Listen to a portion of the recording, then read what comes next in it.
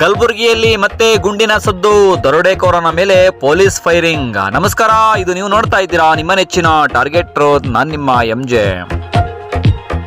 ಕಲಬುರಗಿ ಹೊರವಲಯದ ಜಾಪುರ ಗುಡ್ಡದ ಬಳಿ ರಾಬರಿ ಮಾಡುತ್ತಿದ್ದ ಅನ್ನೋ ಮಾಹಿತಿ ಮೇರೆಗೆ ಕಾರ್ಯಪ್ರವೃತ್ತರಾಗಿ ಸ್ಥಳಕ್ಕೆ ಧಾವಿಸಿದ ಪೊಲೀಸರ ಮೇಲೆ ದರೋಡೆಕೋರ ಇಮ್ತಿಯಾಜ್ ಗಿಣಿ ಫೈರಿಂಗ್ ಮಾಡಿದ್ದು, ಆತ್ಮರಕ್ಷಣೆಗಾಗಿ ಸಬರ್ಬನ್ ಪಿಎಸ್ಐ ಬಸವರಾಜ್ ಪ್ರತಿ ಫೈರಿಂಗ್ ಮಾಡಿದ್ದು, ಆರೋಪಿ ಇಮ್ತಿಯಾಜ್ ಗಿಣಿ ಬಲಗಾಲಿಗೆ ಗುಂಡು ತಾಗಿ ಆಸ್ಪತ್ರೆಗೆ ದಾಖಲಿಸಲಾಗಿದೆ.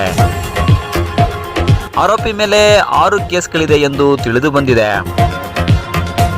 ವರದಿ ಅಮ್ಜದ್ ಖಾನ್, ಕಲಬುರ್ಗಿ. ಇದು ಟಾರ್ಗೆಟ್ ಟ್ರೂತ್, ಸದಾ ನಿಮ್ಮೊಂದಿಗೆ. ನಮಸ್ಕಾರ. ನಾವು ಈ ಮೊಬೈಲ್ ಸ್ನ್ಯಾಚಿಂಗ್ ಏನು ರಾಬರಿ ಪ್ರಕರಣಗಳಿದಾವೆ ಅದರಲ್ಲಿ ಒಂದು ತಲೆ ಮರೆಸಿಕೊಂಡಿರುವ ಆರೋಪಿಗಳ ಬಗ್ಗೆ ವಿಶೇಷ ಸಂಗ್ರಹಣೆ ಮಾಡಿ ಕಾರ್ಯಾಚರಣೆ ನಡೆಸ್ತಾ ಇತ್ತು.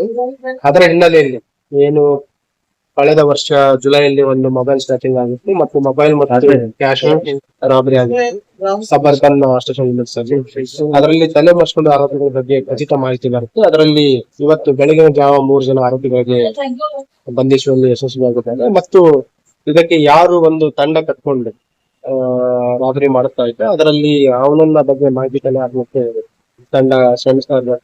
ಒಬ್ಬ ತಲೆ ಮರೆಸಿಕೊಂಡ ಆರೋಪಿಯನ್ನ ವಶಕ್ಕೆ ಅರೆಸ್ಟ್ ಮಾಡಬೇಕಾದ್ರೆ ಅವರು ನಮ್ಮ ಸಿಬ್ಬಂದಿ ಮೇಲೆ ಹಲ್ಲೆ ಮಾಡ್ತಾನೆ. ಆ ಸಂದರ್ಭದಲ್ಲಿ ಸಬ್ ಇನ್ಸ್ಪೆಕ್ಟರ್ ಅವರು ಅವನ ಬಲಗಾಲಿಗೆ ಫೈರ್ ಮಾಡಿ ಅವನನ್ನ ಬಂಧಿಸುವಲ್ಲಿ ಯಶಸ್ವಿಯಾಗಿದ್ದಾರೆ.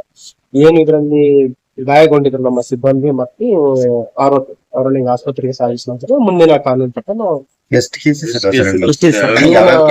ಇವನ ಏನ್ ಆರೋಪಿ ಇದೆ ಇನ್ ಮೇಲೆ ಒಟ್ಟು 307 ವೆಹಿಕಲ್ ಮತ್ತು ಗ್ಯಾಂಬ್ಲಿಂಗ್ ಅದಲ್ಲದೆ ರಾಬರಿ ಕೇಸಸ್ ಒಟ್ಟು 9 ಪ್ರಕರಣಗಳಿದ್ದಾವೆ. ಅದಲ್ಲದೆ ಇದು ಕೂಡ ಪ್ರಕರಣ ಆಗುತ್ತೆ.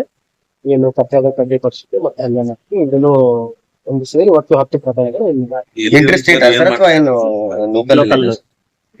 ಮೆಜಾರಿಟಿ ಇಲ್ಲಿದೆ ಮತ್ತು ಹೈದರಾಬಾದ್ ಅಲ್ಲಿ ಕೂಡ ಇನ್ಮೇಲೆ ಒಂದು ಪ್ರಕರಣ ಇರುತ್ತೆ.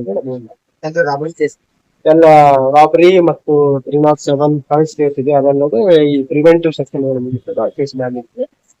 ಮುಖ್ಯವಾಗಿ ಏನಂತಂದ್ರೆ ಇವರು ಒಂದು ತಂಡ ಕರ್ಸ್ಕೊಂಡು ಈ ಯೂನಿವರ್ಸಿಟಿ ಗ್ರಾಮೀಣ ಪ್ರದೇಶದ ಅದರಲ್ಲಿ ಕೆಲವು ಆರೋಪಿಗಳೇನಂತಂದ್ರೆ ಈ ಏನು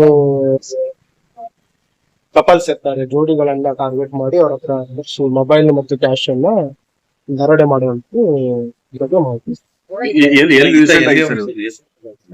ಬೇಸಿಕಲಿ ಒಂದು ಕಲಬುರಗಿ ನಗರದ MSK ಖಚಿತವಾದ ಉದ್ಯೋಗ ಹೆಚ್ಚಿನ ವಿಚಾರಣೆ ಮಾಡ್ತೀವಿ. ಮುಂದಿನ